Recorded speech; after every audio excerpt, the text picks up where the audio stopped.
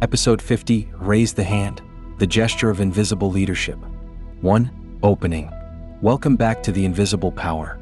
I am your Zen master, guiding you beyond the dance of adaptability into a deeper gesture, the simple act of raising the hand. A gesture that is both ordinary and extraordinary, both practical and philosophical.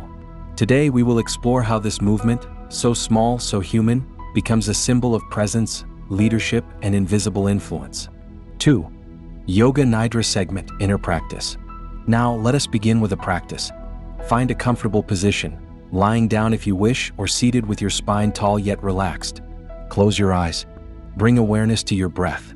Inhale gently, exhale softly. Notice the rhythm of your breathing like waves arriving and departing. Now scan your body from head to toe. Release tension in the forehead, soften the jaw, relax the shoulders, let the arms rest. Feel the weight of your body supported by the earth beneath you. And now visualize the hand. See it rising slowly, effortlessly in silence. Not to command, not to demand, but to signal openness, readiness, and connection. When the hand rises, the mind quiets. When the hand rests, the heart speaks. Stay with this image for a few breaths. Let the raised hand become a symbol of your presence. Calm, attentive, invisible yet powerful. 3. Philosophical concept. Raise the hand. Raising the hand is not about dominance. It is about acknowledgement. It says, I am here. I am ready to listen. I am willing to act. I have the courage to pause. In Zen, the raised hand is a bridge between silence and speech, between inner awareness and outer action. The raised hand is the invisible bell that calls attention without noise. It is the leader's way of saying, I am present, available, and attuned. 4. Practical section. In daily life, this gesture becomes a tool. In meetings, raise the hand not to interrupt, but to signal presence. In conflict, raise the hand as a gesture of pause, creating space before reaction. In teaching, raise the hand to invite attention, not demand it. Here is your exercise. Practice raising the hand silently in different contexts. Notice how people respond without words. Then journal, what does my raised hand mean to me today? 5. Real cases. Consider these real moments. A manager in the middle of a heated debate raised their hand in silence.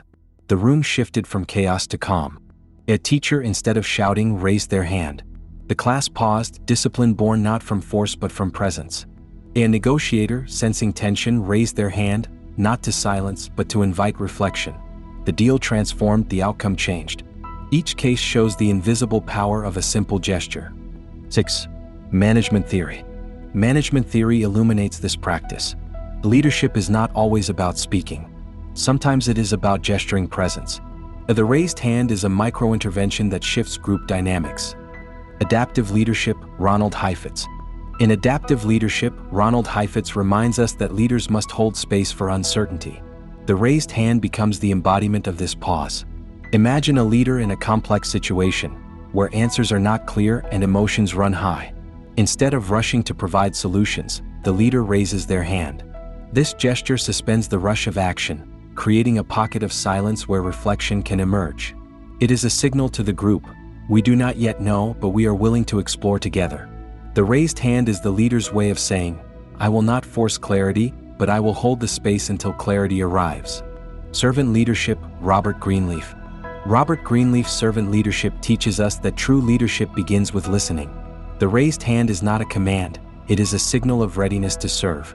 When a leader raises their hand, they are not saying, look at me, but rather, I am here for you.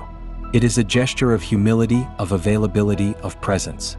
In a meeting, the raised hand can mean, I am ready to hear you before I speak. In a community, it can mean, I will step forward not to dominate but to support. The hand raised is the servant's hand, open, receptive, and willing. Nonverbal communication theory. Nonverbal communication theory reminds us that gestures often speak louder than words. Across cultures, the raised hand is a universal signal of attention.